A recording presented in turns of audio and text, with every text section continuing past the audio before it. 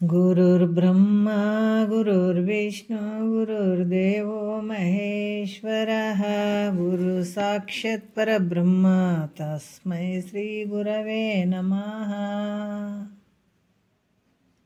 ಶ್ರೀ ಜಗದ್ಗುರು ಸಿದ್ಧಾರೂಢರ ಪಾದಕಮಲಗಳಿಗೂ ಶ್ರೋತ್ರಿಯ ಬ್ರಹ್ಮನಿಷ್ಠ ಸದ್ಗುರು ಬಸವಾನಂದರ ಪಾದಕಮಲಗಳಿಗೂ ಅವರ ಪ್ರತಿರೂಪದಂಥ ನಿಜಗುಣಪ್ಪನವರ ಪಾದಕಮಲಗಳಿಗೂ ನನ್ನ ದೀರ್ಘದಂಡ ಪ್ರಣಾಮಗಳನ್ನು ಸಲ್ಲಿಸುತ್ತಾ, ಎಲ್ಲ ಮಹಾತ್ಮರ ಪಾದಕಮಲಗಳಿಗೂ ನನ್ನ ದೀರ್ಘದಂಡ ಪ್ರಣಾಮಗಳನ್ನು ಸಲ್ಲಿಸುತ್ತಾ, ಮನದಲ್ಲಿ ಸ್ಮರಿಸಿಕೊಳ್ಳುತ್ತಾ, ತಮ್ಮೆಲ್ಲರಿಗೂ ವಂದಿಸುತ್ತಾ, ಇವತ್ತಿನ ಪರಮಾನುಭವಬೋಧೆ 4ನೇ ಸಂಧಿ ನಡೆದಂಥದ್ದು. ಇವತ್ತಿನ ಆಧಾರದ ವಿಷಯ 11ನೆಯ ಸೂತ್ರ ಹೇಳಬೇಕಾಗ್ತದೆ. ಭಾಳಷ್ಟು ವಿಚಾರಗಳನ್ನು ಹೇಳಿದರು. ದೃಶ್ಯವಾದಂಥ ಪ್ರಪಂಚ ನೋಡುವಂಥ ದ್ರಷ್ಟರೂಪ ಆತ್ಮನಿಗೂ ಕೂಡ ಲಯವನ್ನು ಹೇಳಿದರು. ಯಾಕಂದ್ರೆ ಈ ದೃಶ್ಯರೂಪ ವಿಷಯಗಳು ಇದ್ದಿದ್ದಾದ್ರೆ ದೃಕ್ ರೂಪ ಆತ್ಮ ಇರ್ತಾನೆ, ಹೇಳ್ಸ್ಕೊಳ್ಳೋಂಥದ್ದಿರ್ತಾನೆ. ದೃಕ್ ರೂಪನಾದ ಆತ್ಮನು ತಾನು ಏನನ್ನೂ ಅರಿಯೋದ್ರಿಂದ, ಅಂದರೆ ಅದೃಶ್ಯವಾದ ಪ್ರಪಂಚವಾದರೂ ತಾನು ಇಲ್ಲವೇ ಇಲ್ಲ, ಏನೂ ಇಲ್ಲ. ಹೀಗಾದಾಗ ದೃಶ್ಯ ದೃಕ್ ಈ ಒಂದನ್ನೊಂದು ಸಾಪೇಕ್ಷೆ ಮಾಡ್ಕೊಂಡಿರ್ತಾವೆ. ಅದರಿಂದ ದೃಕ್ಕು ಇಲ್ಲಿ ದೃಶ್ಯ ಇಲ್ಲ ಅಂತಂದ್ಮೇಲೆ ದೃಕ್ಕು ಇಲ್ಲ ಅನ್ನುವಂಥದ್ದು ದೃಕ್ರೂಪ ಆತ್ಮನ ಲಯ ಅಂತ ತಿಳ್ಕೊ ಅಂತ ಹೇಳಿದರು ಅವರು. ಈ ರೀತಿಯಾಗಿ ಜ್ಞಾನಿಗೆ ಎಲ್ಲ ಒಂದು ವ್ಯವಹಾರ ತೋರಿದಂಗೆ ಕಾಣಿಸ್ತದಂದ್ರೂ ಕೂಡ ಅದು ಹೆಂಗೈತೆ ಅಂದರೆ ಸುಟ್ಟು ಬಟ್ಟೆ ಹೆಂಗೈತೆ, ಅದು ಯಾವ ವ್ಯವಹಾರ ಆತ್ಮನಲ್ಲಿ ಇಲ್ಲ ಅನ್ನುವಂಥದ್ದನ್ನು ಇಲ್ಲಿ ಹೇಳಿದರು. ಇಲ್ಲಿ ಮತ್ತೇನು ಹೇಳ್ತಾರೆ ಈ ಒಂದು ವಿಚಾರದಲ್ಲಿ ಭಾಳ ಅದ್ಭುತವಾಗಿ ಹೇಳ್ತಾರೆ. ಈ ದೇಹದಿ ದೃಶ್ಯ ದೃಕ್ಕುಗಳವರೆಗೆ ಇಲ್ಲಿ ಕ್ರಮವಾಗಿ ಲಯವನ್ನು ಹೇಳಿದರು. ಈಗ ಈ ನಾಮರೂಪದಿಂದ ಕೂಡಿದಂಥ ಈ ಜಗತ್ತು, ಹಲವಾರು ನಾಮ ಮತ್ತು ರೂಪಗಳಿಂದ ಕೂಡಿದಂಥ ಈ ಜಗತ್ತು, ಇಲ್ಲಿ ಲಯವನ್ನು ಹೇಳ್ತಾರೆ.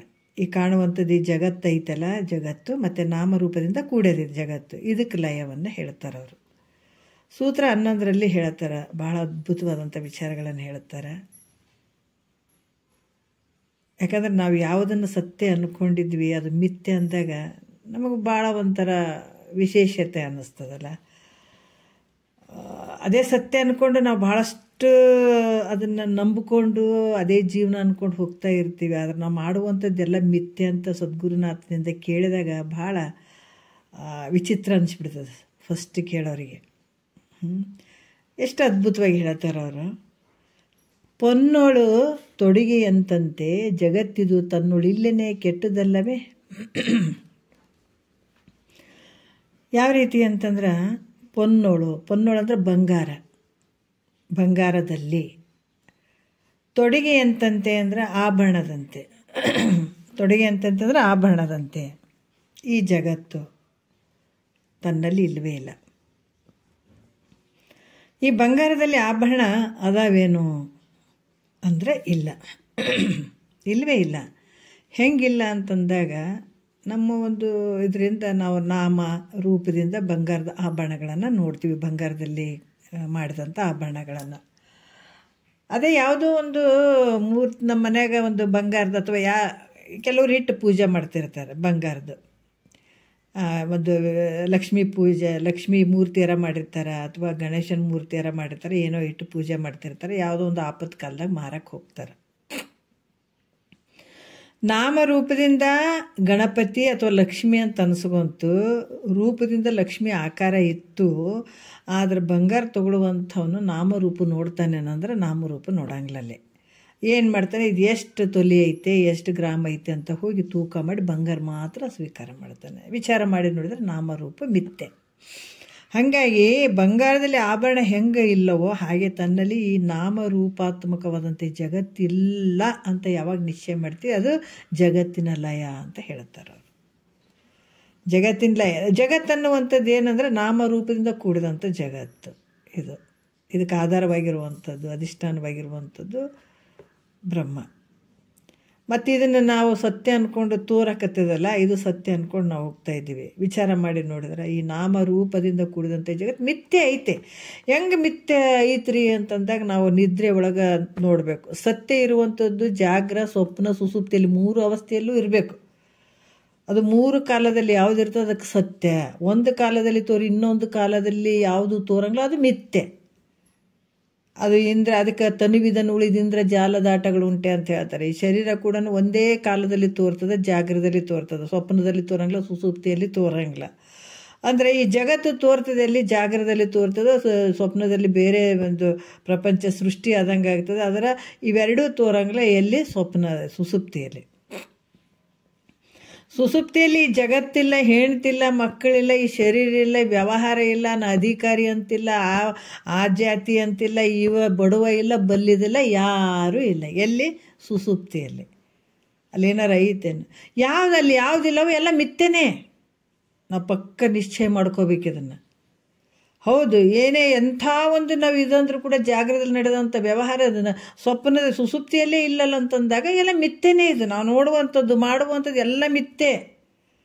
ಅದು ನಮ್ಮಲ್ಲಿ ಯಾವಾಗ ದೃಢ ಆಯಿತು, ನಾಮರೂಪಾತ್ಮಕದಿಂದ ಕೂಡಿದಂಥ ಈ ಜಗತ್ತು ಮಿಥ್ಯೆ ಅನ್ನುವಂಥದ್ದು ನಮ್ಮಲ್ಲಿ ದೃಢ ಆಯಿತು ಅಂತಂದಾಗ ಅದು ಜಗತ್ತಿನ ಲಯ ಆದಂಗೆ ನೋಡ್ರಿ. ಈ ರೀತಿ ಹೇಳ್ತಾರೆ ಅವರು. ಮತ್ತು 1ನೇ ನುಡಿಯಲ್ಲಿ ಆದರು ಜಲನಿಧಿಯೋಳು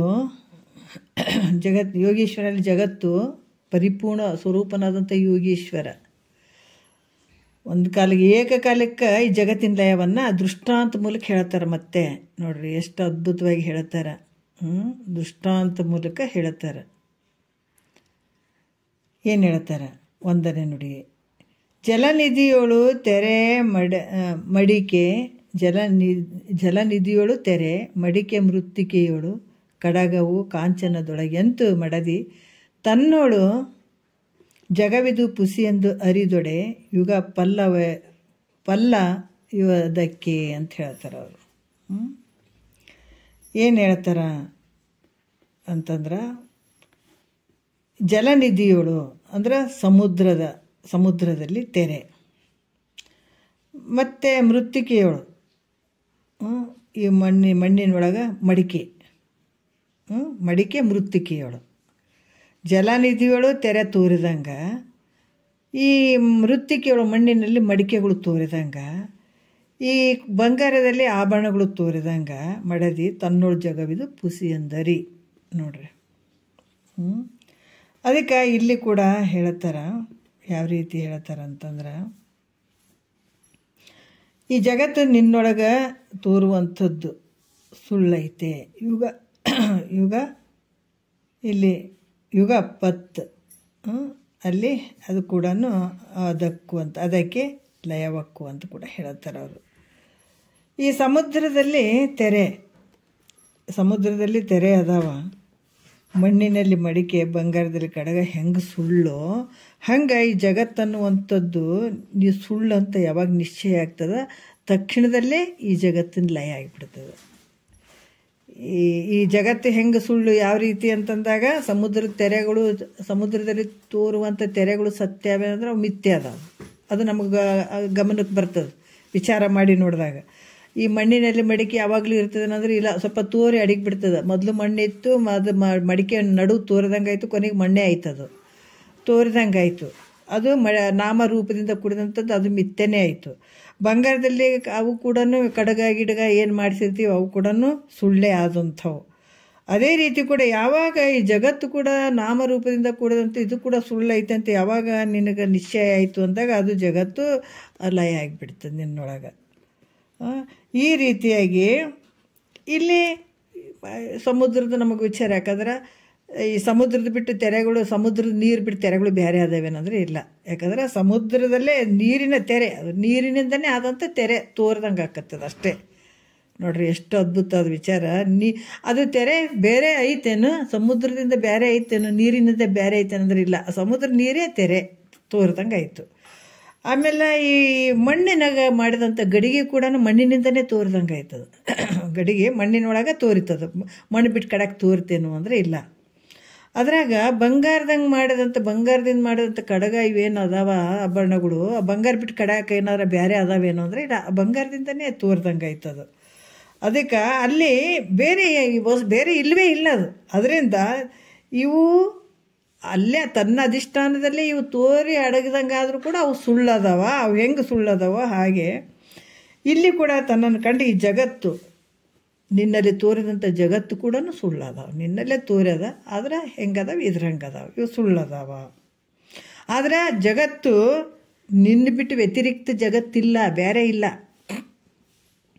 ತೆರೆಗಳು ಬೇರೆ ಅದಾವೇನೋ, ಮಡಿಕೆಗಳು ಬೇರೆ ಅದಾವನು, ಮಣ್ಣು ಬಿಟ್ಟು ಬಂಗಾರದಿಂದ ಮಾಡಿದಂಥ ಆಭರಣ ಬೇರೆ ಅದಾವನು ಅಂದ್ರೆ ಇಲ್ಲಲ್ಲ. ಅದೇ ರೀತಿ ಈ ಜಗತ್ತು ಕೂಡ ನಿನ್ನ ಬಿಟ್ಟು ಬೇರೆ ಇಲ್ಲ. ನೋಡ್ರಿ, ಇದು ಸೂಕ್ಷ್ಮಕ್ಕೆ ಹೋದಾಗ ಅರ್ಥ ಆಗ್ತದೆ. ಈ ಜಗತ್ತು ಕೂಡ ಹೆಂಗೈತಂದ್ರೆ ನಿನ್ನೊಳಗೆ ಐತಿದು. ನೀನು ಎಲ್ಲ ಬೇರೆ ಐತಿ, ನಾ ಜಗತ್ತಿನಾಗ ಇದೆ ಅಂತ ತಿಳ್ಕೊಂಡಿರ್ಬೇಕಾದ್ರೆ ನಿನ್ನೊಳಗೆ ಜಗತ್ತು ಐತಪ್ಪ ಅಂತಾರೆ ಅವರು. ಯಾಕಂದ್ರೆ ಭಾಳ ದೊಡ್ಡವನಾಗ್ಬೇಕಾಗ್ತದೆ. ಇಲ್ಲಿ ಮೊದಲ ಸಣ್ಣವನಿದ್ದಾಗ ನಾನು ಜಗತ್ತಿನೊಳಗೆ ಅದೀನಿ ರೀ, ಜೀವನ ಮಾಡಕತ್ತೀನಿ ರೀ, ನಂದೊಂದು ಜೀವನ ರೀ ಅಂತಂದಿರ್ತಾನಿತ್ತ. ಯಾವಾಗ ಗುರುಮುಖ ಹತ್ರ ಕೂತ್ಕೊಂಡಿತ್ತ ದೊಡ್ಡವಾದ ನಂತರ ಆವಾಗ ಅನ್ನಿಸ್ತದ ಅಬಾಬಾಬಾ ಇವೆಲ್ಲ ಲೋಕಗಳು, ಈ ಜಗತ್ತಿನ ಇದೆಲ್ಲ ನನ್ನೊಳಗೆ ಅದಾವಪ್ಪ ಅಂತ ಭಾವ ಬರ್ತದೆ. ಯಾವಾಗ ಅದು ದೊಡ್ಡತ್ತಾದ್ಮೇಲೆ. ಇಲ್ಲಿ ಗುರುಮುಖಾಂತರ ತಿಳಿದಾಗ ದೊಡ್ಡತ್ತಾಗತ್ತ. ಇಲ್ಲಿ ಬರೀ ಶರೀರ ದೊಡ್ಡದಾದ್ರೆ ಎದಕ್ಕೆ ಬಂತು? ಶರೀರದ ಸಂಬಂಧ ಇಲ್ಲ ಇಲ್ಲಿ. ಆದ್ರೆ ಗುರುಮುಖಾಂತರ ತಿಳ್ಕೊಂಡಾಗ ಗೊತ್ತಾಗ್ತದೆ ನನ್ನೊಳಗೆ ಈ ಜಗತ್ತೈತೆ ಅಂತ. ಹಾಗಾಗಿ ನಿನ್ನ ಬಿಟ್ಟು ಜಗತ್ತು ಬೇರೆ ಕಡೆ ಎಲ್ಲೂ ಇಲ್ಲೇ ಇಲ್ಲ, ನಿನ್ನೊಳಗೆ ತೋರ್ತದ. ನಿನ್ನ ವ್ಯತಿರಿಕ್ತ ಜಗತ್ತು ಬೇರೆ ಇಲ್ಲ. ಅದರಿಂದ ಜಗತ್ತು ಇದು ಸುಳ್ಳಾಗಿರುವಂಥದ್ದು. ನಿನ್ನೊಳಗೆ ಹೆಂಗೆ ಇವೆಲ್ಲ ಸುಳ್ಳದಾವ, ಅದರಂಗೆ ಈ ಜಗತ್ತು ಕೂಡ ಸುಳ್ಳಾಗಿರುವಂಥದ್ದು. ಈ ರೀತಿ ನೀನು ನಿಶ್ಚಯ ಮಾಡಿದಿ ಅಂದ್ರೆ ಜಗತ್ತು ಲಯ ಅಂತ ಅನಿಸ್ಕೊಳ್ತದ, ಆಗ್ತದೆ, ಜಗತ್ತು ಲಯ ಆಗ್ತದೆ. ಇದು ಈ ದೃಷ್ಟಾಂತದಂತೆ ನೋಡ್ರಿ, ತಾನೊಬ್ಬನೇ ಉಂಟು. ಈ ದೃಷ್ಟಾಂತಗಳಿಂದ ಶಂಕ ಬರ್ತದ. ಇದು ಮತ್ತು ಮುಂದೆ ಹೇಳ್ತಾರೆ ಅವರು. ಈ ದೃಷ್ಟಾಂತಗಳನ್ನು ನೋಡಿದ್ರೆ ತಾನೊಬ್ಬನೇ ಅದಾನಪ್ಪ, ತನಗಿಂತ ಜಗತ್ತು ಏನು ಬೇರೆಯಾಗಿ ಜಗತ್ತಿಲ್ಲ. ಮತ್ತು ಮಣ್ಣನ್ನು ಕಂಡು ಇದು ಮಣ್ಣನ್ನು ಕಂಡು ಈ ಮಡಿಕೆ ಐತಪ್ಪ ಅನ್ನುವಂಥದ್ದಾಗಿರ್ಬೋದು. ಈ ಕಟ್ಟಿಗೆಯನ್ನು ಕಂಡು ಏನಂತಂದ್ರೆ ಈ ಆನೆಯಿಂದ ಮಾಡಿದಂಥ ಕಟ್ಟಿಗೆ ಆನೆ ಅಂತ ಅನ್ನುವಂಥದ್ದಾಗಿರ್ಬೋದು. ಮತ್ತು ಈ ಜಗತ್ತು ಏನಂದ್ರೆ ತನ್ನನ್ನು ಕಂಡು ಜಗತ್ತಂತ ಅನ್ನುವಂಥದ್ದು ಆಗಿರ್ಬೋದು. ಇದರಿಂದ ಏನಾಯ್ತಿಲ್ಲಿ ಒಂದೇ ನೀರು ತೆರೆ ಮತ್ತು ಸಮುದ್ರ ಒಂದೇ ಐತೆ, ಆಭರಣ ಮತ್ತು ಬಂಗಾರ ಒಂದೇ ಐತೆ, ಮಣ್ಣು ಮಡಿಕೆ ಒಂದೇ ಐತೆ, ಬೇರೆ ಇಲ್ಲವೇ ಇಲ್ಲ ಅಂತಂದಾಗ ಇಲ್ಲಿ ಏನು ಅನಿಸ್ಕೊಳ್ತದ, ತಾನೊಬ್ಬನೇ ಇದ್ದಾನ ಅನ್ನುವಂಥದ್ದು ವ್ಯಕ್ತ ಆಯಿತು. ಇರುವಂಥದ್ದು ಒಂದೇ ಐತೆ ಅನ್ನುವಂಥದ್ದು. ಹಂಗಂದ್ರೆ ತಾನೊಬ್ಬನೇ ಇದ್ದ ಮೇಲೆ ಬೇರೆ ಏನಿಲ್ಲ, ವ್ಯತಿರಿಕ್ತ ಏನೂ ಇಲ್ಲ ಅಂತ ಹೇಳಕತ್ತೀರಿ ಅಂತಂದ ಮೇಲೆ ಈ ರಾಗ ದ್ವೇಷಗಳು ಹೆಂಗೆ ಬಂದವು ಇದನ್ನ ಬಲ್ಲಿ ನೋಡ್ರಿ. ರಾಗ, ಸುಖ, ದುಃಖ, ರಾಗ, ದ್ವೇಷ ಇವೆಲ್ಲ ಹೆಂಗೆ ಬಂದವು ಈತನ ಬಲ್ಲಿ? ಈ ವ್ಯವಹಾರ ತೋರ್ಬಾರ್ದಾಗಿತ್ತಲ್ಲ, ತೋರ್ತದ. ಈಗ ಒಬ್ಬ ಆತ್ಮನಂತ ಹೇಳುವಂಥದ್ದು ಮತ್ತು ಈಗ ತೋರ್ತಂತಂದ್ರೆ ಒಬ್ಬ ಆತ್ಮ ಅಂತ ಹೇಳುವಂಥದ್ದು ಅಷ್ಟು ಯೋಗ್ಯ ಅನಿಸಲ್ಲಲ್ಲ ಗುರುಗಳೇ ಅಂತ ಪ್ರಶ್ನೆ ಬಂದರೆ, ಒಬ್ಬತ್ತನೇ ಅದನ್ನು ಮತ್ತು ಇದನ್ನು ವ್ಯತಿರಿಕ್ತ ಏನೂ ಇಲ್ಲ ಅಂತಂದಾಗ ಮತ್ತು ರಾಗ ದ್ವೇಷಾದಿಗಳು ಇದನ್ನ ಬಲ್ಲಿ ಯಾಕೆ ತೋರ್ತಾವ ಅಂತ ಅಂದರೆ, ರಾಗ ದ್ವೇಷಾದಿಗಳು ವ್ಯವಹಾರ ಹೆಂಗೆ ತೋರ್ತ ಅನ್ನುವಂಥದ್ದು ಉತ್ತರ ಹೇಳ್ತಾರೆ. ಎರಡನೇ ನುಡಿಯಲ್ಲಿ ಹೇಳ್ತಾರೆ, ಜಲಧಿಯ ತೆರೆ ತೂರುವ ಅಡುಗು ವಿಡೆಯೋಳು ತನ್ನೊಳಗೊಂದಾನೊಂದು ಬಾಧಿಸುವಂತೆ ಸುಳಿದು ತನ್ನೊಳು ತೋರ್ಪ ವ್ಯವಹಾರವೆಂಬುದು ತಿಳಿದು ನೋಡಲು ಪುಸಿ ಎನಿಸುವು ಅಂತ ಹೇಳ್ತಾರೆ. ಈಗ ಜಲಧಿ ಅಂದರೆ ಸಮುದ್ರ. ಇದು ಹೆಂಗಂದ್ರೆ ತೂರು ಅಡುಗು ಎಡೆ ಅಂದರೆ ತೂರುವಂಥದ್ದು ಅಡುಗುವಂಥದ್ದು. ಇದೇ ಸಮುದ್ರದಾಗ ತೂರುವಂಥದ್ದು ಅಡುಗುವಂಥದ್ದು ನಡೀತದೆ. ತನ್ನೊಳಗೊಂದನ್ನೊಂದು ಬಾಧಿಸುವಂತೆ ಅಂದ್ರೆ ಈ ತನ್ನೊಳಗೆ ಏನಂತಂದ್ರೆ ತೆರೆಗಳು ಒಂದನ್ನೊಂದು ಹಿಂಗೆ ಅಪ್ಪಳಿಸುವಂಗೆ. ಈಗ ಸಮುದ್ರ ಒಂದೇ ಇದ್ದಾಗಾದರೂ ಕೂಡ ಅಲ್ಲಿ ಏನಾಗ್ತದೆ, ಅದರಲ್ಲಿ ಹುಟ್ಟುವಂಥವು ಮತ್ತು ಹೋಗುವಂಥದ್ದು ಈ ತೆರೆ ಒಂದಕ್ಕೊಂದು. ಈಗ ಮುಂದೆ ಒಂದು ತೆರೆಗಳು ಬಂದರೆ ಹಿಂದಿಂದ ಒಂದು ತೆರೆ ಬಂದು ಹೊಡೆದು ಬಿಡ್ತದೆ. ಸಮುದ್ರದಾಗ ತೆರೆಗಳು ಬರ್ತಿರ್ತಾವೆ ನೋಡ್ರಿ, ಒಂದರಿಂದ ಒಂದು ಬರ್ತಾ ಇರ್ತಾವೆ. ಮುಂದೆ ಕೆಲವು ತೆರೆಗಳು ಬಂದರೆ ಹಿಂದಿನ ಬಂದು ಕೇಸ್ ಅದಕ್ಕೆ ಅಪ್ಪಳಿಸ್ಬಿಡ್ತದೆ, ಮುಂದಿನ ತೆರೆಗೆ ಹೊಡೆದು ಬಿಡ್ತದೆ. ಈ ರೀತಿ ಹೆಂಗಾಗ್ತದೋ ಹಾಗೆ ನಿನ್ನ ಅಖಂಡೈಕ ರಸ ಸ್ವರೂಪವನ್ನಾದ ತನ್ನಲ್ಲಿ ಈ ರಾಗ ದ್ವೇಷಾದಿಗಳು ಏನದವ ಮಿಥ್ಯ ವ್ಯವಹಾರ ಪ್ರತೀತಿ ಆಗ್ತದ. ಅದಕ್ಕೆ ಹೇಳ್ತಾರೆ ಅವರು ಭವಸಾಗರ ಅಂತ ಕೆಲವು ಸಲ ಹೇಳ್ತಾರೆ ನೋಡ್ರಿ. ಇದು ಹೆಂಗೈತೆ ಅಂತಂದ್ರೆ ನಿನ್ನೊಳಗೆ ಈ ತೋರಿದಂಥದ್ದು ಇದೇನು ಐತಲ್ಲ, ಯಾಕಂತಂದ್ರೆ ರಾಗ ದ್ವೇಷಾದಿಗಳು ಇವು ಕೂಡ ಈ ಸಮುದ್ರದಲ್ಲಿ ತೆರೆಗಳು ಒಂದಕ್ಕೊಂದು ಉತ್ಪನ್ನ ಆಗುವಂಥದ್ದು ನಷ್ಟ ಆಗುವಂಥದ್ದು ಹೆಂಗೆ ಆಗ್ತಿರ್ತಾವ, ಹಾಗೆ ನಿನ್ನ ಅಖಂಡೈಕ ರಸವ ಪೂರ್ಣದ ಆದಂಥ ನಿನ್ನ ಸ್ವರೂಪದಲ್ಲಿ ಈ ರಾಗ ದ್ವೇಷಾದಿಗಳು ಮಿಥ್ಯ ವ್ಯವಹಾರ ನಡೀತಾವ. ಇದು ಪ್ರತೀತಿ ಆಗ್ತದೆ. ಪ್ರತೀತಿ ಅಂದರೆ ಪ್ರತೀತಿಯಾಗಿ ತೋರ್ದಂಗೆ ಆಗ್ತದೆ ಅಷ್ಟೇ ಹೊರತಾಗಿ. ಆದ್ರೆ ಈ ಒಂದರಲ್ಲಿ ಅನೇಕ ವಿಚಿತ್ರ ವ್ಯವಹಾರ ಸ್ವಪ್ನದಂತೆ ಸಂಭವ ಆಗುವುದಂತೂ ಉಂಟು. ಯಾಕಂದರೆ ಒಂದಾದಂತಂದ್ರೂ ಕೂಡ ಅದರಲ್ಲಿ ಒಂದರಲ್ಲಿ ಅನೇಕ ವಿಚಿತ್ರವಾದಂಥ ವ್ಯವಹಾರಗಳು ಸಂಭವ ಆಗ್ತದೆ. ಯಾಕಂದರೆ ನೀನು ಒಬ್ಬನೇ ಇದಿಲ್ಲ, ಒಬ್ಬತ್ತನೇ ಇದ್ದೀನಿ, ಮತ್ತು ನಿನ್ನೊಳಗೆ ಅನೇಕ ರೀತಿಯಿಂದ ಕನಸು ಬೀಳ್ತಾವಿಲ್ಲ, ವಿಚಿತ್ರ ಕನಸುಗಳು ಬೀಳ್ತಾವೆ. ಹೌದಾ? ಅದ್ರ ಹೆಂಗೆ ಇದು ನಡೀತದೆ ನೋಡ್ರಿ. ಅದಕ್ಕೆ ಅದರಿಂದ ಒಂದರಲ್ಲಿ ಅನೇಕ ವಿಚಿತ್ರ ವ್ಯವಹಾರ ನಡೀತಾವ. ಆದ್ರೆ ಹೆಂಗೆ ಸ್ವಪ್ನದಂತೆ. ಸ್ವಪ್ನದಾಗ ಯಾಕೆ ನೀವು ಒಬ್ಬತ್ತನೇ ಮಲಗಿರ್ತೀರಿ. ಇದೆಲ್ಲ ಎಲ್ಲಿ ನಡೀತಾವ? ಮಿಥ್ಯವಾದಂಥ ಈ ಒಂದು ವ್ಯವಹಾರ ಸ್ವಪ್ನದಲ್ಲಿ ನಡೀತಾವಿಲ್ಲ ಹಂಗೆ. ಮತ್ತು ಈಗ ಮುಂದೆ ಹೇಳ್ತಾರೆ, ತನ್ನಲ್ಲಿ ಜಗತ್ತು ತೋರ್ಲಿ ಅಥವಾ ತೋರದೇ ಇರಲಿ, ಆದರೆ ರಾಗ ದ್ವೇಷಾದಿಗಳು ತೋರ್ಯಾವಂದ್ರೂ ಕೂಡ ಮಿಥ್ಯ ಆಗಿರುವಂಥದ್ದು. ತೆರೆಗಳು ಸತ್ಯ ಅವೇನ? ಇಲ್ಲಲ್ಲ, ಮಿಥ್ಯ ಅದಾವ. ಅದ್ರಂಗೆ ಇವು ತೋರ್ತಾವೆ ನಿನ್ನಲ್ಲಿ ಅಂದರೂ ಕೂಡ ಇವು ಮಿಥ್ಯ ರೂಪದಿಂದ ಕೂಡಿದಂಥವು. ಮತ್ತು ಜಗತ್ತನ್ನಲ್ಲಿ ತೋರದೆ ಹೋಗಲಿ, ಇದು ಸುಳ್ಳಂತ ತಿಳಿ ಅಂತ ಹೇಳ್ತಾರೆ. ಯಾಕಂದರೆ ಜಗತ್ತು ತೋರಲಿ, ನಿನ್ನಲ್ಲಿ ತೋರ್ಲಾರ್ದು ಇರಲಿ, ಆದ್ರೆ ಇದು ಸುಳ್ಳು ಅಂತ ನೀನು ನಿರ್ಧಾರ ಮಾಡಬೇಕು ಮೈತ್ರ, ನಿಶ್ಚಯ ಮಾಡಬೇಕು ಅಂತ ಹೇಳ್ತಾರೆ. ಇದು 3ನೇ ನುಡಿಯಲ್ಲಿ ಹೇಳ್ತಾರೆ, ತೋರಿದಡೇನು ತೋರದೊಡೇನು ಜಗವಿದು ನೀರೇ ನೀನರಿ ಪುಸಿಯಹುದೆಂದು ತೋರಿ ಜಲದಿಯೋಳು ಅಡಗುವ ತೆರೆಯಂತೆ ಬೇರೆನು ನುಡಿ ಮಿಥ್ಯ ವ್ಯವಹಾರ. ಎಷ್ಟು ಅದ್ಭುತವಾಗಿ ಹೇಳ್ತಾರೆ ನೋಡ್ರಿ. ಯಾಕಂತಂದ್ರೆ ನೀರೇ ಅಂದರೆ ಸ್ತ್ರೀಯಳೇ ಜಲನಿಧಿಗಳು ಸಮುದ್ರದಲ್ಲಿ ತೋರಿ ಹಡಗುವ ತೆರೆಯಂತೆ. ತೋರದೊಡೇನು ಯಾಕಂದ್ರೆ ಸಮುದ್ರದಲ್ಲಿ ನಾಶ ಆಗಿ ಹೋಗುವಂಥ ಈ ತೆರೆ ನೊರೆಗಳು ಏನು ಅದಾವ, ಇವೇನಾಗ್ತಾವ? ತೋರ್ತಾವ ಮತ್ತು ನಾಶ ಆಗಿ ಹೋಗ್ತಾವ. ಅಲ್ಲೇ ಇರ್ತಾವೇನೋ ಅಂದರೆ ತೋರಿದಂಗೆ ಆಗ್ತದೆ, ಮತ್ತು ಅದು ನಾಶ ಆಗ್ತದೆ. ಯಾವ ರೀತಿ? ಜಗತ್ತನ್ನಲ್ಲಿ ತೋರಿ ನಾಶ ಆಗ್ತದೆ, ಅಥವಾ ಇದು ತೋರದೆ ಹೋಗಲಿ, ಆದರೆ ಈ ಜಗತ್ತು ಮಿಥ್ಯೆ ಅಂತ ತಿಳ್ಕೊನೆ. ನಿನ್ನಲ್ಲಿ ತೋರದೆ ಹೋಗಲಿ, ಅದು ಮಿಥ್ಯೆ ಐತೆ ಅಂತ ತಿಳ್ಕೊ. ಇನ್ನು ಈ ರೀತಿ ಯಾವತ್ತೂ ನೀನು ನಿಶ್ಚಯ ಮಾಡ್ಕೊಳ್ಬೇಕಾಗ್ತದೆ, ಈ ಜಗತ್ತು ಇಲ್ಲವೇ ಇಲ್ಲ, ಈ ರೀತಿಯಾಗಿ ನೀನು ನಿಶ್ಚಯ ಮಾಡ್ಕೋಬೇಕು ಮೈತ್ರ ಅಂತ ಹೇಳ್ತಾರೆ. ಪ್ರತ್ಯೇಕ ಪ್ರಕೃತಿ ಲಯ ಪ್ರಕಾರ ನಿರೂಪಣೆ ಸೂತ್ರ 11ಕ್ಕೆ ಪದ 93 ಅಂತ ಹೇಳಿ ಈಗ ನಾವು 12ನೆಯ ಸೂತ್ರ ನೋಡೋಣ. ಈಗ 2 ಸೂತ್ರಗಳಲ್ಲಿ ದೇಹದಿ ಸಕಲ ಪ್ರಪಂಚ ಇಲ್ಲ ನಿನ್ನಲ್ಲಿ ಅಂತ ಅದ್ರ ಲಯದ ಬಗ್ಗೆ ಹೇಳಿದರು. ಈ ಥರ ತಿಳ್ಕೊಂಡಾಗ ಲಯ ಆಗ್ತದೆ ಅಂತ ಹೇಳಿದರು. ಮತ್ತು ತಿಳ್ಕೊಂಡುಗಳನ್ನ ಶರೀರ ಲಯ ಅಂತಂದ್ಗಳನ್ನ ಶರೀರನ ನಾವು ತೆಗೆದು ಹಾಕ್ಬೇಕೇನ್ರಿ, ಹೊಡೆದಾಕ್ಬೇಕೇನ್ರಿ, ಸಾಯಿ ಬಿಡಿಬೇಕಂದ್ರೆ ಹಿಂಗೆ ಏನೂ ಇಲ್ಲ. ಯಾಕಂದ್ರೆ ಶರೀರವನ್ನು ಹೋದ್ಮೇಲೆ ಏನೂ ಮಾಡೋಕ್ಕಾಗಲ್ಲ, ಶರೀರ ಇದ್ದಾಗೆ ಸಾಧನೆ ಮಾಡ್ಕೊಳ್ಬೇಕು. ಎಷ್ಟೋ ಜನ ಹೇಳ್ತಾರೆ ಯಾವುದಕ್ಕೆ ಹೆದರಿಬಿಟ್ಟು ಶರೀರವನ್ನು ನಾಶ ಮಾಡ್ಕೋತಾರೆ. ಶರೀರ ಹೋದ್ಮೇಲೆ ಯಾವ ನಾಶ ಏನು ಸಾಧನೆ ಮಾಡೋಕ್ಕಾಗಲ್ಲ, ಶರೀರ ಇದ್ದಾಗೆ ಎಲ್ಲ ಸಾಧನೆ ಮಾಡ್ಕೊಳಕ್ಕಾಗ್ತದೆ. ಹಾಗಾಗಿ ಈಗ ಈ ಸಾಧನೆ ಮಾಡ್ಕೊಡೋ ನಂತರ ಈ ಶರೀರ ಏನೈತೆ ಇದು ಸತ್ಯ ಐತೇನೋ ಅಂದರೆ ಈ ಶರೀರ ಸತ್ಯ ಅಲ್ಲ, ಇದು ಮಿಥ್ಯೆ ಐತೆ. ಇದು ನಮ್ಮ ಸಾಧನೆ, ನಾವು ನಮ್ಮ ಇಂಥ ಒಂದು ತಿಳ್ಕೊಳಕ್ಕಾಗಿ ಸಾಧನೆಗೆ ಬಂದಂಥ ಏನು ಶರೀರ. ಅದಕ್ಕೆ ಇದು ಸತ್ಯ ಏನಂದ್ರೆ ಇದು ಮಿಥ್ಯ ಅದ. ಇದು ಹೆಂಗೆ ತೋರ್ತದೆ? ನಿನ್ನ ಅಧಿಷ್ಠಾನದಲ್ಲೇ ತೋರ್ತದೆ. ಮತ್ತೆ ಈ ಶರೀರ ಕೂಡ ನಿನ್ನ ಅಧಿಷ್ಠಾನದಲ್ಲೇ ತೋರುವಂಥದ್ದು, ಈ ಜಗತ್ತು ಕೂಡ ಹಿಂಗೆ ತೋರ್ತದೆ, ನಿನ್ನೊಳಗೆ ತೋರ್ತದೆ. ವಿಚಾರ ಮಾಡಿ ನೋಡಿದಾಗ ಇದು ಮಿಥ್ಯ ಅದ. ಹೆಂಗೆ ಸಮುದ್ರದ ತೆರೆಗಳು ಹೆಂಗೆ ಮಿಥ್ಯ ಅದ, ಬಂಗಾರದಲ್ಲಿ ಆಭರಣ ಹೆಂಗೆ ಮಿಥ್ಯ ಅದ, ಈ ರೀತಿಯಾಗಿ ಮಿಥ್ಯ ಆಗಿರುವಂಥದ್ದು ನಮಗೆ ಗೊತ್ತಾಗ್ತದೆ. ಈ ರೀತಿ ತಿಳ್ಕೊಂಡಾಗ ಲಯ ಆಗ್ತದೆ, ಜಗತ್ತಿನ ಲಯ ಆಗ್ತದೆ ಅನ್ನುವಂಥದ್ದು ಈ ದೇಹದಿ ಸಕಲ ಪ್ರಪಂಚಕ್ಕೆ ಲಯವನ್ನು ಹೇಳಿ ಈ ಸೂತ್ರದಲ್ಲಿ ಪರಿಪೂರ್ಣ ಸ್ವರೂಪನಾದ ಯೋಗೀಶ್ವರನಿಗೆ ದೇಹದಿ ಸಕಲ ಪ್ರಪಂಚ ತನ್ನ ಕಾರ್ಯವನ್ನು ಮಾಡಿದ್ರಿಂದ. ಯಾಕಂದ್ರೆ ಇವೆಲ್ಲ ತನ್ನ ಕಾರ್ಯವನ್ನು ಮಾಡದೇ ಇದ್ದಾಗ ಅದು ಲಯ ಅಂತ ಅನ್ಸ್ಕೊಳ್ತದೆ. ಅದರಿಂದ ಏನು ಕಾಣಿಸೋದಿಲ್ಲ. ಒಂದು ವೇಳೆ ಸ್ವಪ್ನಾದಿಗಳಂತ ಈ ಪ್ರಪಂಚ ತೋರಿದ್ರು ಕೂಡ ಇದರಲ್ಲಿ ಏನಂತಂದ್ರೆ ಈ ಸ್ವಪ್ನಾದಿಗಳಂತ ಸ್ವಪ್ನಾದಿಗಳಲ್ಲಿ ತೋರಿದಂಥದ್ದು ಒಳ್ಳೆಯದು ತೋರ್ತದೆ, ಒಂದು ಕೆಟ್ಟದ್ದು ತೋರ್ತದೆ, ಒಂದು ಭಯ ತೋರ್ತದೆ, ನಾನಾ ರೀತಿಯಿಂದ ತೋರ್ತದೆ. ಆದ್ರೆ ಅಲ್ಲಿ ಯಾವ ರೀತಿ ಅಂದ್ರೆ ಈ ಪಾಪ ಪುಣ್ಯದ, ಯಾಕಂದ್ರೆ ಅಲ್ಲಿ ಕನಸಿನಲ್ಲಿ ತೋರಿದಂಥದ್ದು ಅದರಿಂದ ಏನಾದರೂ ನನಗೆ ಪಾಪ ಐತಪ್ಪ ಪುಣ್ಯ ಐತಪ್ಪ ಅಂತ ಹಂಗೇನಾರ ಕಲ್ಪನೆ ಬರ್ತದೆ ಅನ್ನೋದ್ರೆ ಬರೋಂಗಿಲ್ಲ. ಯಾಕಂದ್ರೆ ಕನಸು ಅಂತ ಅನ್ಕೋತೀವಿ, ಅದು ಸುಳ್ಳು ಅಂತ ಅಂದ್ಕೊಂಡ್ಮೇಲೆ ಅದ್ರದ್ದು ಏನು ಬರೋಂಗಿಲ್ಲಲ್ಲ.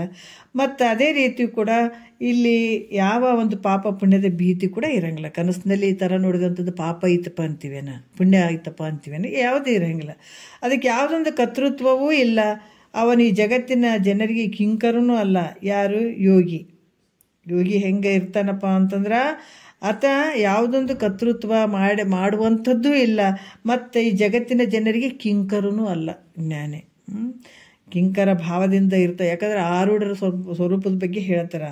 ಇದು ಆರೂಢ ಹೆಂಗಿರ್ತಾನಂದ್ರೆ ಈ ಜಗತ್ತಿಗೆ ಯಾವ ರೀತಿ, ಅದಕ್ಕೆ ಈ ಜಗತ್ತೇ ತಲಿಬಾಗುವಂಥದ್ದು ಆರೂಢನಿಗೆ. ಜ್ಞಾನಿಗೆ ತಲಿಬಾಗ್ತದೆ ಜಗತ್ತೇ. ಅದಕ್ಕೆ ಆತ ಯಾವುದಕ್ಕೂ ಕಿಂಕರನಲ್ಲ, ಆತ ಶಂಕರ ಆಗಿಬಿಟ್ಟಿದ್ದಾನತ.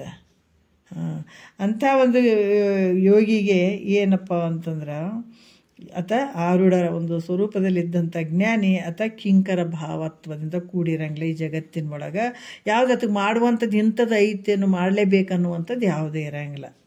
ಅದಕ್ಕೆ ಆ ಒಂದು ಆರೂಢರ ಒಂದು ಸ್ವರೂಪದ ಸ್ಥಿತಿಯನ್ನು, ಅವ್ರ ಲಕ್ಷಣವನ್ನು ಹೇಳ್ತಾರೆ ಈಗ ಮುಂದೆ. ಆರೂಢ ಸ್ಥಿತಿಯಲ್ಲಿದ್ದಂಥವ್ರನ್ನ 12ನೇ ನುಡಿಯಲ್ಲಿ ಹೇಳ್ತಾರ, ಜಗವಿದು ಪುಸಿಯೆಂದು. ನೋಡ್ರಿ, ಯಾವಾಗ ಈ ಜಗತ್ತು ಶರೀರದ ಲಯ ಇವೆಲ್ಲ ನಮ್ಮೊಳಗೆ ನಿಶ್ಚಯ ಆಯಿತು ಅಂದಾಗ ಆರೂಢ ಸ್ಥಿತಿ ಬರುವಂಥದ್ದು. ಇಂಥ ಆರೂಢ ಸ್ಥಿತಿ ಬಂದಂಥ ಲಕ್ಷಣ ಹೇಗಿರ್ತದಂದ್ರೆ ಹೇಳ್ತಾರ 12ನೆಯ ಸೂತ್ರ, ಜಗವಿದು ಪುಸಿಯೆಂದು ಮಿಗೆ ತಿಳಿದ ಆರೂಢನಿಗೆ ಸುಖಾದಿ ದ್ವಂದ್ವ ತತಿ ಉಂಟೆ. ನೋಡ್ರಿ, ನಾನು ನಿಜವಾಗಿ ಇವತ್ತು ಹಾಡಿದಂಥ ಪದ ಚೆನ್ನಾಗಿ ಹಾಡಿದಂಥದ್ದು. ಬಟ್ ಏನು ಹೇಳ್ತಾರೆ, ಹಿಂದಿರ್ಪೇನೋ ನಿಜ ಸುಖದಲ್ಲಿ ಬಹು ದಂದುಗವೆಲ್ಲವ ನಳಿದುಳಿದು ಎಲ್ಲ ಬಿಟ್ಟಿರ್ತಾನಲ್ಲ. ಅದಕ್ಕೆ ಅಂಥ ಒಂದು ಆರೂಢನಿಗೆ, ತಿಳಿದಂಥ ಆರೂಢನಿಗೆ ನಾವು ಅಪ್ಪಾಜಿಯವ್ರ ಕಣ್ಮುಂದೆ ಬರ್ತಾರೆ ನೋಡ್ರಿ. ನಾವು ದೂರ ಹೋಗೋದು ಬೇಕಾಗಿಲ್ಲ, ಕಣ್ಮುಂದೆ ನೋಡಿದ್ದೀವಿ ಅಲ್ಲ. ಅಪ್ಪಾಜಿ ಆಗಿರ್ಬೋದು, ನಮ್ಗೆ ಬಸವಾನಂದ್ರ ಆಗಿರ್ಬೋದು, ಇವ್ರ ಕಣ್ಮುಂದೆ ಬಂದುಬಿಡ್ತಾರೆ. ಅಂತ ಆರೂಢನ ಸ್ಥಿತಿಯಲ್ಲಿದ್ದಂಥವ್ರು ಇವರೆಲ್ಲ.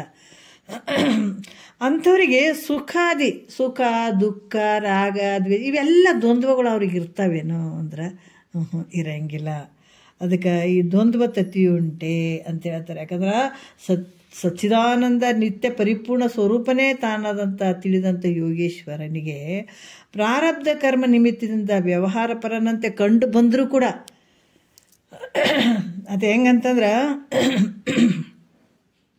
ಪ್ರಾರಬ್ಧ ಕರ್ಮ ನಿಮಿತ್ತದಿಂದ ವ್ಯವಹಾರ ಮಾಡ್ತಾನಂತ ಕಂಡು ಬಂದರೂ ಕೂಡ ಆತ ಈ ದೇಹಾದಿ ಸಕಲ ವ್ಯವಹಾರಕ್ಕೆ ತನ್ನ ಶರೀರದಿಂದ ಹಿಡ್ಕೊಂಡು ಬೇರೆ ಬೇರೆ ಎಲ್ಲದಕ್ಕೂ ಆತ ಹೆಂಗಿರ್ತಾನಂದ್ರೆ ಅಸಂಗ. ನೋಡ್ರಿ, ಅಸಂಗ ರೂಪವಾಗಿರ್ತಾನೆ, ನಿರ್ಲೇಪ ಆಗಿರ್ತಾನೆ. ನಮ್ದು ಇಲ್ಲಿ ಏನಂತಂದ್ರೆ ನೋಡ್ರಿ, ಎಲ್ಲವನ್ನು ಹಿಡ್ಕೊಂಡು ಕುಂತೀವಲ್ಲ, ಬಿಡೋದೇ ದೊಡ್ಡ ಕಷ್ಟ ಅದು ನಮಗೆ. ಇದು ಭಾಳಷ್ಟು ಅದಕ್ಕೆ ಹೇಳ್ತಾರೆ ಅವರು. ಅದಕ್ಕೆ ಚಂಡ ಪ್ರತಾಪದಿಂದ ಅರಿಗಳನ್ನು ಜಯಿಸಿ ಭೂಮಂಡಲವನೆಲ್ಲ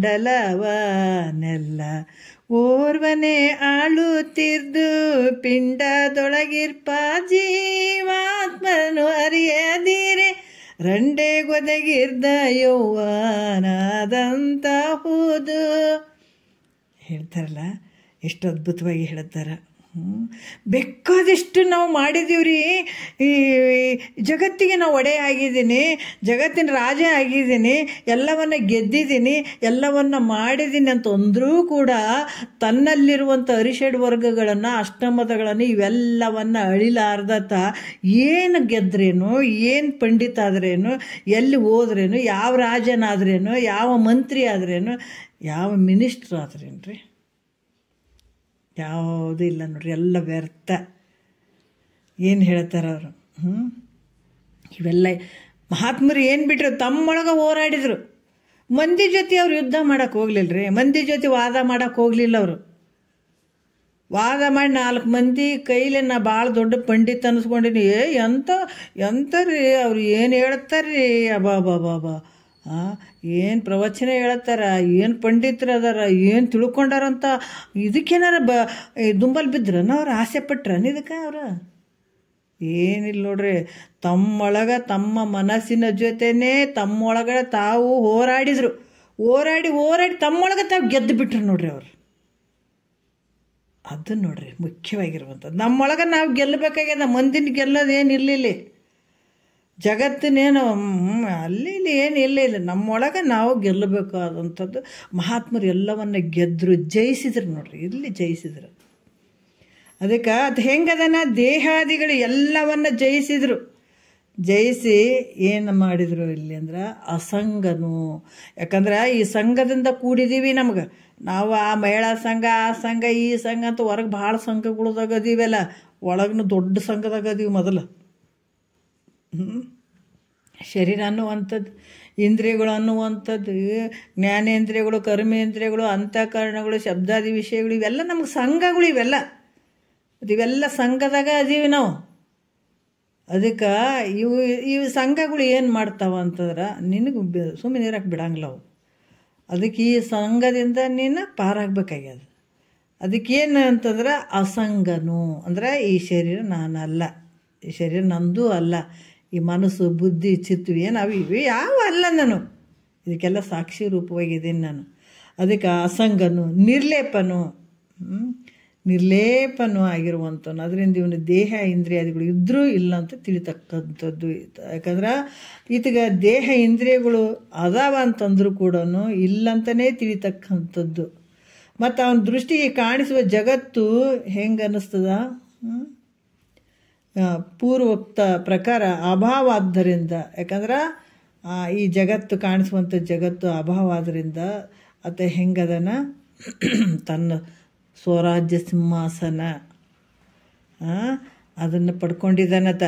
ಈಗ ನಾವು ಕುರುಕ್ಷೇತ್ರ ಯುದ್ಧ ರೀ ಅಂತ ಹೇಳ್ತೀವಿ, ಕೌರವ್ರಿಗೆ ಪಾಂಡವ್ರಿಗೆ ಆಗ್ಯದ್ರಿ. ಅವ್ರು ಒಂದು ಸೂಜಿ ಮನೆಯಷ್ಟು ಜಾಗ ಕೊಡಂಗಿಲ್ಲ ಅಂದದಕ್ಕೆ ಇಷ್ಟೆಲ್ಲ ನಡೀತು. ಅವ್ರೊಂದಿಷ್ಟು ಏನಾರು ಜಾಗ ಪಾಗ ಕೊಡ್ತೀನಿ ಅಂತ ಅಂದಿದ್ರಂದ್ರೆ ಇಷ್ಟು ಆಗ್ತಾನೆ ಇರಲಿಲ್ಲ. ಅವ್ರು ಒಂದು ಚೂರು ಕೊಡಂಗಿಲ್ಲ ಅಂದ್ರಲ್ಲ, ಅದ್ರಂಗೆ ನಮ್ಮಲ್ಲಿ ಕುಂತಾವ ಇವು ಹಂಗನೇ ಅಷ್ಟಮದಗಳು, ಅರಿಷಡ್ ವರ್ಗಗಳು ನಮ್ಮಲ್ಲಿ ಮನೆ ಮಾಡ್ಕೊಂಡು ಕುಂತಾವ. ನಿಮಗೇನು ಕೊಡಂಗಿಲ್ಲ ಅಂತ ಕುಂತಾವು. ಹಾಗಾಗಿ ಈ ಪಾಂಡವರನ್ನಂತನ್ನುವಂಥ ಸದ್ಗುಣಗಳು ಅದಕ್ಕೆ ಹೋರಾಟ ಮಾಡಿ ಮಾಡಿ ಮಾಡಿ ಮಾಡಿ ಕೊನೆಗೆ ಏನಾಯ್ತಪ್ಪ ಅಂದ್ರೆ ಸ್ವರಾಜ್ಯ ಸಿಂಹಾಸನವನ್ನು ಪಡ್ಕೊಳ್ಳುವಂಥದ್ದು. ಆರೂಢ ಅದೆಲ್ಲ ಹೋರಾಡಿ ಹೋರಾಡಿ ಹೋರಾಡಿ ತನ್ನ ಸ್ವರಾಜ್ಯ ಸಿಂಹಾಸನವನ್ನು ಪಡ್ಕೊಂಡ್ಬಿಟ್ಟಿದ್ದಾನಿತ. ಪಡ್ಕೊಂಡು ಏನು ಮಾಡಿದಾನಪ್ಪ ಅಂತಂದ್ರೆ ಸ್ವರಾಜ್ಯ ಸಿಂಹಾಸನ ಆರೋಹಣ ಮಾಡಿದ್ರಿಂದ ಅದಕ್ಕೆ ಏನು ಬಂತು ಅಂದ್ರೆ ಆರೂಢ ಅಂತ ಹೆಸರು ಬಂತದಗೆ.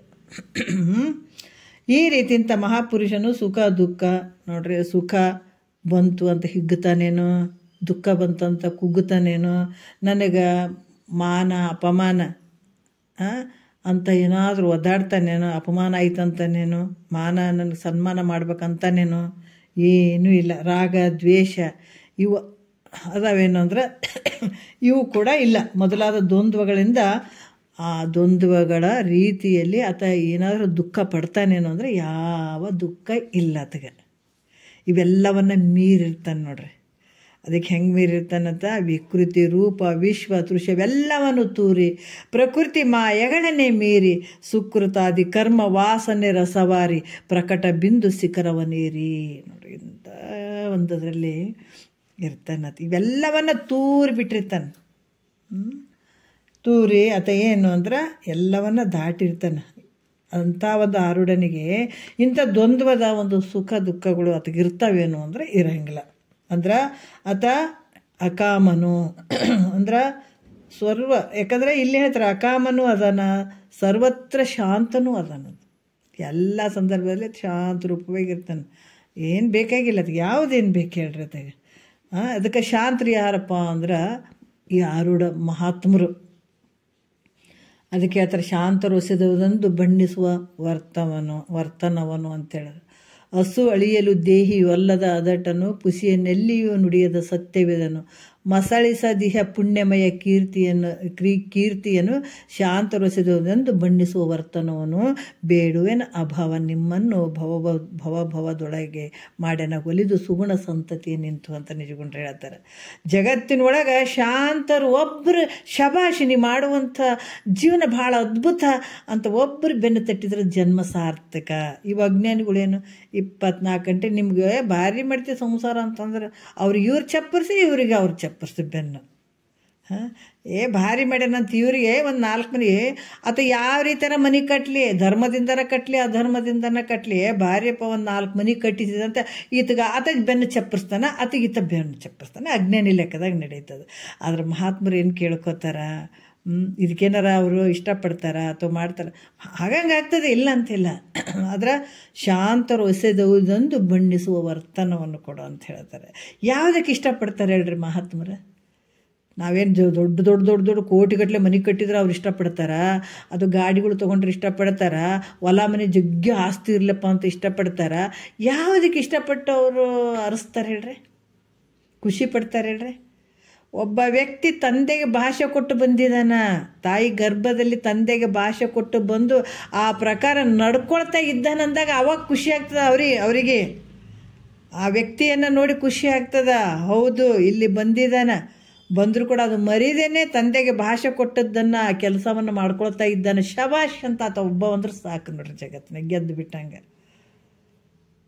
ಯಾಕಂದ್ರೆ ಹೇಳ್ತಾರಲ್ಲ, ತಂದೆ ನನ್ನಂಗೆ ನನ್ನ ಮಗ ಇರ್ಬೇಕಂತ ಆಸೆ ಇರ್ತದೆ ತಂದೆಗೆ. ಅವತ್ತು ಆ ದಾರಿ ಬಿಟ್ಟು ದಾರಿ ನಡೆದಂತಂದ್ರೆ ಅಲ್ಲೇನು ಹೇಳ್ತಾರೆ, ನೀನು ತಂದೆ ಹುಟ್ಟಿದ ಮಗನೇ ಅಲ್ಲ, ಏನು ತಂದೆ ನೋಡಿದ್ರೆ ಹಿಂಗದಾನ, ನೀನು ಮಾಡುವಂಥ ಕೆಲಸ ಹೆಂಗೆ ಮಾಡಾಕತ್ತಿ ಅಂತ ಕೆಲವು ಸಲ ಬಂದಾಗ ಸಿಟ್ಟು ಬರ್ತದೆ. ಹೆಂಗಂದು ನೀನು ತಂದೆ ಹುಟ್ಟಿದ ಮಗ ಅಲ್ಲ ಅಂತಂದು ನೀನು ಅಂತ ಜಗಳಕ್ಕೆ ನಿಂದಿರ್ತಾರಿಲ್ಲ ಲೌಕಿಕದಲ್ಲಿ, ಎಷ್ಟು ಬಡದಾಟ ಮಾಡ್ತಾರೆ. ಆದ್ರೆ ಮಹಾತ್ಮರು ಹೇಳ್ತಾರೆ, ಹೌದು, ಯಾಕಂತಂದ್ರೆ ತಂದೆಗೆ ಭಾಷೆ ಕೊಟ್ಟು ಬಂದಿದ್ದೀನಿ ತಾಯಿ ಗರ್ಭದಲ್ಲಿ, ತಂದೆಗೆ ಭಾಷೆ ಕೊಟ್ಟು ಬಂದವು ನೀ ಮರ್ತಿದಂತದಕ್ಕೆ ನಿನಗೇನು ಹೇಳಬೇಕು? ಈ ವಿಷಯ ಮಾರ್ಕಂಡೇಯನ ಪುರಾಣದಲ್ಲಿ ಬರ್ದಾರ ನೋಡ್ರಿ ಅಂತ ಹೇಳ್ತಿದ್ರು ತಾತವ್ರು ನಮ್ಗೆ.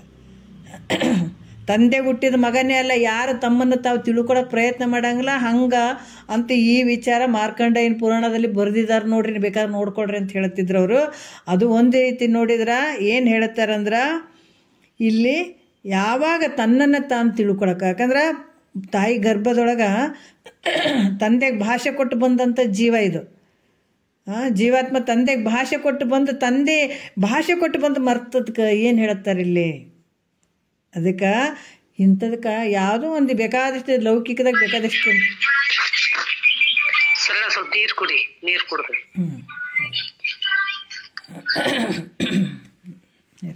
ಅದಕ್ಕೆ ಇಲ್ಲಿ ಏನು ಹೇಳ್ತಾರೆ, ತಂದೆಗೆ ಭಾಷೆ ಕೊಟ್ಟು ಬಂದದಂತಂದ ಮೇಲೆ ತನ್ನ ಕೆಲಸ ಮಾಡ್ಕೊಳ್ಳೋದೇ ಇದ್ರೆ ಏನು ಹೇಳ್ತಾರೆ ಇದಕ್ಕೆ? ಮಹಾತ್ಮರು ಬಹಳಷ್ಟು ವಿಚಾರಗಳನ್ನು ಹೇಳ್ತಾರೆ. ಅದಕ್ಕೆ ಮಹಾತ್ಮರು ಯಾವುದಕ್ಕೆ ಮೆಚ್ಚುತ್ತಾರೆ, ಯಾವುದಕ್ಕೆ ಒಪ್ಪುತ್ತಾರಂತಂದ್ರೆ, ಭಾಷೆ ಕೊಟ್ಟು ಬಂದು ಇಲ್ಲಿ ನಡ್ಕೊಳ್ತಾ ಇದ್ದಾನಲ್ಲ ಅದಕ್ಕೆ ಒಪ್ಪುತ್ತಾರ, ಅದಕ್ಕೆ ಖುಷಿ ಪಡ್ತಾರ ಅನ್ನುವಂಥ ವಿಚಾರ ಇಲ್ಲಿ. ಹಾಗಾಗಿ ಇಲ್ಲಿ ಕೂಡ ಏನು ಹೇಳ್ತಾರಂತಂದ್ರೆ, ಈ ಶಾಂತನು ಜಗತ್ತಿನಾಗ ಯಾರು ಶಾಂತರಂದ್ರೆ ಮಹಾತ್ಮರು ಬಿಟ್ಟರೆ ಬೇರೆ ಯಾರೂ ಇಲ್ಲ ಇಲ್ಲಿ. ಶಾಂತರ ಅಂತಂದ್ರೆ ಮಹಾತ್ಮರು ಆರೂಢ ಅನ್ನುವಂಥ ಸ್ಥಿತಿಯಲ್ಲಿದ್ದಂಥವ್ರು. ಮತ್ತು ಸಮದರ್ಶಿಯು ಅಂತಂದರೆ ಎಲ್ಲ ಕಡೆ ಸಮತ್ವದಿಂದ ತನ್ನ ಸ್ವರೂಪನೇ ಕಾಣ್ತಿರ್ತಾನೆ. ಎಲ್ಲ ಬೇರೆ ವಸ್ತು ಕಂಡಿರ್ತಾನೆ ರೀ ಆತಗೆ, ಅದು ಬೇರೆ ಇದು ಬೇರೆ, ತನ್ನ ಸ್ವರೂಪನೇ. ಇನ್ನು ಏನು ನೋಡಕ್ಕೆ ಹೋಗ್ತಾನೆ, ಭಿನ್ನತೆ ಏನೈತೆ ಹೇಳ್ರಿ ಇಲ್ಲಿ? ಆ ರೀತಿ ಇರುವಂಥ ಒಂದು ಸಮದರ್ಶಿಯೂ ಆಗಿರುವುದರಿಂದ ದೃಶ್ಯವಾದ ಈ ಜಗತ್ತು ಅದಕ್ಕೆ ಕಾಣ್ತದೆ ಅನ್ನೋದ್ರೆ ಕಾಣಂಗಿಲ್ಲ. ಇದು ಕಾಣಂಗಿಲ್ಲ. ಅದಕ್ಕೆ ಅದರಿಂದ ಸುಖ ದುಃಖಾದಿಗಳ ಬಾಧೆಯೂ ಆತಗೆ ಇರಂಗಿಲ್ಲ. ಅಂದಾಗ ನಾವು ಗುರುನಾಥ್ ರೂಢರದು ನಿಮಗೆಲ್ಲ ಗೊತ್ತಿರ್ತದೆ, ಅವ್ರು ಯಾವ ರೀತಿ ಇದ್ದರು ಅಂತ. ಅವರಂತಲ್ಲ, ಅವರ ಮುಖಾಂತರ ಇನ್ನೂ ಮತ್ತು ಬೇಕಾದಷ್ಟು ಮಹಾತ್ಮರನ್ನು ನಾವು ನೋಡ್ಬೋದು. ಈಗೂ ಇದ್ದಾರೆ, ಇಲ್ಲ ಅಂತಿಲ್ಲ. ಬಟ್ ಆ ಭಾವದಾಗ ಇದ್ದಂಥವ್ರು, ಪೂರ್ತಿ ಒಂದು ಬ್ರಹ್ಮನಿಷ್ಠತ್ವ ಭಾವದಲ್ಲಿ ಇದ್ದಂಥವ್ರು. ಈ ರೀತಿಯಾಗಿ ಯಾವ ಬಾಧೆಯೂ ಇಲ್ಲ ಅಂತ ಅನ್ನೋದಕ್ಕಾಗಿ ಒಂದು ಈ ಜ್ಞಾನ ಪ್ರತಿಪಾದನಾ ಸಲ ಬಂದಾಗ ಕೆಲವೊಂದು ಹೇಳಿರ್ಬೇಕು. ಗುರುನಾಥ್ ರೂಢರ ಬಗ್ಗೆ ಕೂಡ ಅವರಿಗೆ ಕೆಲವು ಸಲ ಆಪ್ರೇಷನ್ ಮಾಡಬೇಕಾದಾಗ ಅರಳು ಬಂದು ಕೂತ್ಕೊಂಡಿತ್ತು ರೀಸಸ್ ಮಾಡಲ್ಲಿ. ಅದು ಅರಳು ಬಂದು ಕೂತ್ಕೊಂಡ್ರೆ ಹೊಟ್ಟೆ ಉಬ್ಬಿ ಬಿಟ್ಟಿತ್ತಂತ, ದಪ್ಪಾಗಿ ಬಿಟ್ಟಿತ್ತಂತ ಗುರುನಾಥ್ ರೂಢರಿಗೆ. ಆಪ್ರೇಷನ್ ಮಾಡಬೇಕು ಅಂದ್ರಂತ ಡಾಕ್ಟ್ರು. ಆವಾಗ ಈ ಅನೆಸ್ಥೇಸಿ ಅವೇನೂ ಇರಲಿಲ್ಲ ನೋಡ್ರಿ, ಡೈರೆಕ್ಟ್ ಹಿಡಿದು ಎಳೆಯುವಂಥದ್ದು. ಆ ಸಂದರ್ಭದಲ್ಲಿ ಎಳೆದ್ರೆ ಹೊಟ್ಟೆ ಫುಲ್ಲು ನೀರೆಲ್ಲ ತುಂಬ್ಕೊಂಡ್ಬಿಟ್ಟಿತ್ತು, ಮೂತ್ರ ಹೊಟ್ಟೆಯಲ್ಲಿ ಫುಲ್ಲು ದಪ್ಪಾಗಿಬಿಟ್ಟಿತ್ತು. ಆ ಟೈಮ್ನಲ್ಲಿ ಆಪ್ರೇಷನ್ ಮಾಡಬೇಕಾದಾಗ ಒಂದು ತಂತಿ ಹಾಕಿ ಎಳೆದ್ರಂತ ನೋಡ್ರಿ. ಎಳೆದ್ರು ಕೂಡ ಅವರು ವಿಚಲಿತ ಆಗಿರಲಿಲ್ಲ ಅಂತ ನೋಡ್ರಿ. ಹೆಂಗಿರ್ಬೋದು ಅವ್ರದ್ದು ವೃತ್ತಿ, ಹೆಂಗಿರ್ಬೋದು, ಒಂದು ಚೂರು ವಿಚಲಿತ ಆಗಿರಲಿಲ್ಲ ಅಂತ. ಅಬ್ಬಾಬಾ ಏನ್ರಿ ಇವರು, ಇದು ನೋಡಿದ್ರೆ ಪ್ರಾಣಕ್ಕಿಂತ ಹೋಗುವ ಅಷ್ಟು ಕಷ್ಟ ಆಗುವಂಥ ಒಂದು ಪರಿಸ್ಥಿತಿಯಲ್ಲಿ ಇವರು ವಿಚಲಿತ ಆಗಲಿಲ್ಲ ಅಂದರೆ ಏನಿರ್ಬೋದು ಅಂತ ಅವರೇ ಭಾಳಷ್ಟು ಇದು ಮಾಡ್ಕೊಂಡ್ರಂತ ಡಾಕ್ಟ್ರು. ಹಂಗೆ ಆರೂಢ ಒಂದು ಸ್ಥಿತಿಯಲ್ಲಿ ಇದ್ದಂಥವ್ರು ಶರೀರಕ್ಕೆ ಏನಾದರೂ ಇರ್ತದನ್ನ, ಈ ಜಗತ್ತು ತೋರ್ತದೇನಂದ್ರೆ ಏನೂ ತೋರಂಗಿಲ್ಲ, ಆ ಸ್ಥಿತಿಯಲ್ಲಿ ಇರ್ತಾನ ಅಂತನ್ನುವಂಥ ವಿಚಾರವನ್ನು ಹೇಳುತ್ತಾರೆ ಅವರು. ಇವಾಗ ಒಂದನೇ ನುಡಿ ನೋಡೋಣ, ಇನ್ನೊಂದು ಸ್ವಲ್ಪ ನೋಡೋಣ. ಏನಂದ್ರೆ ಸ್ವಸ್ವರೂಪ ಜ್ಞಾನವುಳ್ಳಂಥ ಯೋಗಿಯು ತನ್ನ ದೇಹ ಇಂದ್ರಿಯಾದಿಗಳಿಂದ ವಿಷಯಗಳನ್ನು ಸ್ವೀಕರಿಸುವುದರಿಂದ ನೋಡ್ರಿ. ಯಾಕಂತಂದ್ರೆ ಅವನು ಅಜ್ಞಾನಿ ಜನರಂತೆ ಸುಖ ದುಃಖಾದಿಗಳು ಆಗಲಿಕ್ಕೆ ಬೇಕಲ್ಲ ಅಂತ. ಏನಂತಂದ್ರೆ ಈಗಿದ್ದು ಅವನಿಗೆ ದ್ವಂದ್ವತಿ ಈ ಶಂಕ ಬರ್ತದೆ. ಯಾಕಂದ್ರೆ ಸ್ವಸ್ವರೂಪದ ಜ್ಞಾನವುಳ್ಳಂಥ ಯೋಗಿ ತನ್ನ ದೇಹ ಇಂದ್ರಿಯಾದಿಗಳಿಂದ ಈ ವಿಷಯಗಳನ್ನು ಸ್ವೀಕಾರ ಮಾಡ್ತಾನೆ. ಯಾಕಂದ್ರೆ ಅತ್ತಿಗೂ ಈ ಜ್ಞಾನೇಂದ್ರಿಯಗಳು ಅದಾವ. ಈ ಕಣ್ಣು ನೋಡ್ತಾನೆ, ಕಿವಿಯಿಂದ ಕೇಳ್ತಾನೆ, ರುಚಿ ಬಾಯಿ ಊಟ ಮಾಡ್ತಾನೆ, ರುಚಿ ಅಂತ ನಾಲಿಗೆ ಅದ, ಹೌದಾ, ಮತ್ತು ಸ್ಪರ್ಶ ಮಾಡುವಂಥದ್ದು, ವಾಸನೆ ನೋಡುವಂಥದ್ದು, ಇವೆಲ್ಲ ವಿಷಯಗಳನ್ನು ಸ್ವೀಕಾರ ಮಾಡ್ತಾನೆ ಆತನು. ಆರೂಢ ಎತ್ತಿಗೂ ಇವೆಲ್ಲ ಇದ್ದಾವೆ. ಆದರೆ ಅವನಿಗೆ ಅಜ್ಞಾನಿ ಜನರಂತೆ ಸುಖ ದುಃಖಾದಿಗಳು ಆಗಲಿಕ್ಕೆ ಬೇಕು, ಅತಿಗೂ ಆಗಲಿಕ್ಕೆ ಬೇಕು. ಅದಕ್ಕೂ ಸುಖ ಆಗ್ಬೋದು, ದುಃಖ ಆಗ್ಬೋದು, ನಾನಾ ರೀತಿಯಿಂದ ಆಗ್ಬೋದು. ಈಗಿದ್ದು ಅವನಿಗೆ ದ್ವಂದ್ವತತಿ ಇಲ್ಲ ಅಂತ ಹೇಳಕತ್ತೀರಲ್ಲ ನೀವು. ಅಂದ್ರೆ ಈ ದ್ವಂದ್ವದ ಒಂದು ಸಮೂಹ ಆತಗಿಲ್ಲ ಅಂತ ನೀವು ಹೆಂಗೆ ಹೇಳ್ತೀರಿ? ಹೆಂಗೆ ಹೇಳ್ತೀರಿ? ಅವತ್ತಿಗೂ ಇಂದ್ರಿಯಗಳು ಅದಾವ, ಶರೀರ ಐತೆ, ಇಂದ್ರಿಯಗಳು ಅದಾವ, ಅತಿಗೂ ಕಷ್ಟ ಸುಖ ನೋವು ಅನಿಸ್ತಂಗೆ ಆಗಕತ್ತದ. ಆದರೂ ಕೂಡ ಇವು ಇಲ್ಲ, ದ್ವಂದ್ವತತಿ ಇಲ್ಲ ಅಂತ ನೀವು ಹೆಂಗೆ ಹೇಳ್ತೀರಿ ಅಂತ ಪ್ರಶ್ನೆ ಮಾಡಿದ್ರೆ ಅದಕ್ಕೆ ಉತ್ತರ ಹೇಳ್ತಾರೆ. ತನು ಹಸು ಇಂದ್ರಿಯಾಳಿಗಳಿಗಿಲ್ಲ ಆತ್ಮನಿಗೆ ಸಾಧನವಿಲ್ಲದೆಂತೂ ವಿಷಯದಳು ತನಗೆ ಮೇಳನವೆಂಬುವುದಹುದು ವಿಚಾರಿಸಲನಿತು ಅಸತ್ಯಮೊಪ್ಪುದರಿಂದ ಅಂತ ಹೇಳ್ತಾರೆ ಅವರು. ಏನು ಹೇಳ್ತಾರ ಅಂದ್ರೆ ಆತ್ಮನಿಗೆ, ಒಂದು ನಿಮಿಷ,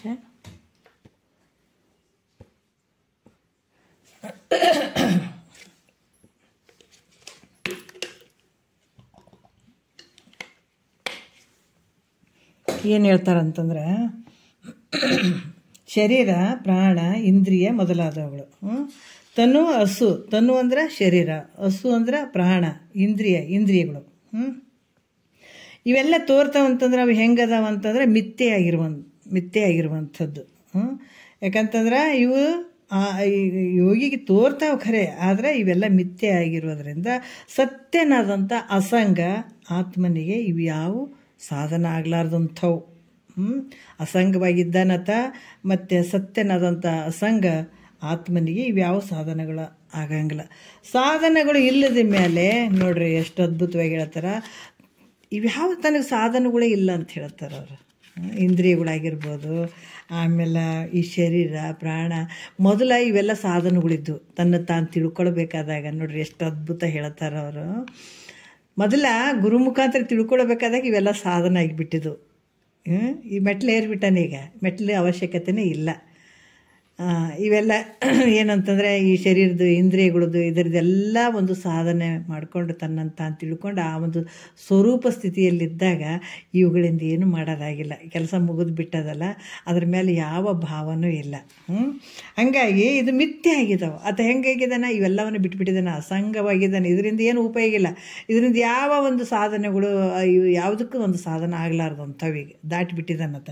ಹಾಗಾಗಿ ಸಾಧನವಿಲ್ಲದ ಮೇಲೆ ತನಗೆ ವಿಷಯಗಳಿಗೆ ಸಂಬಂಧ ಆದ್ರೆ ಹೆಂಗಾಗ್ತದೆ ಹೇಳ್ರಿ? ಅದ್ರ ಮೇಲೆ ಅದಕ್ಕೆ ಯಾವುದೋ ಇದನ್ನೇ ಇಲ್ಲ ಅಂತಂದ ಮೇಲೆ, ಭಾವನೆ ಇಲ್ಲ ಅಂತಂದ ಮೇಲೆ, ಮತ್ತು ವಿಷಯಗಳಿಗೆ ಸಂಬಂಧ ಆದ್ರೆ ತನಗೆ ವಿಷಯಗಳಿಗೆ ಹೆಂಗೆ ಸಂಬಂಧ ಆಗ್ತದೆ? ಆಗಂಗಿಲ್ಲ. ಅಂದಮೇಲೆ ಸುಖ ದುಃಖಗಳು ಎಲ್ಲಿಂದ ಬರ್ತಾವೆ?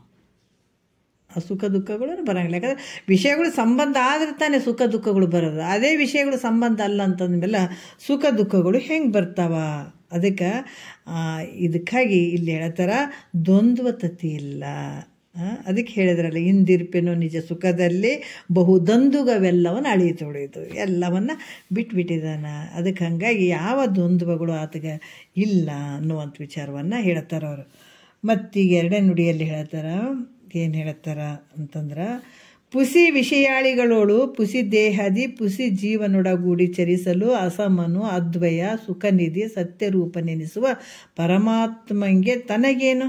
ನೋಡ್ರಿ, ಯಾಕಂದ್ರೆ ಇಲ್ಲಿ ಕೆಲವು ಶಂಕೆ ಬಂದಾಗ ಪುಸಿಯಾದ ದೇಹ ಇಂದ್ರಿಯಾದಿಗಳು ಪುಸಿ ವಿಷಯಗಳಲ್ಲಿ ವ್ಯವಹಾರ ಮಾಡಬಹುದು. ಯಾಕಂದರೆ ಸುಳ್ಳಾದಂಥ ದೇಹ ಇಂದ್ರಿಯಗಳು ಸುಳ್ಳಾದಂಥ ವಿಷಯಗಳಲ್ಲಿ ವ್ಯವಹಾರ ಮಾಡ್ಬೋದು.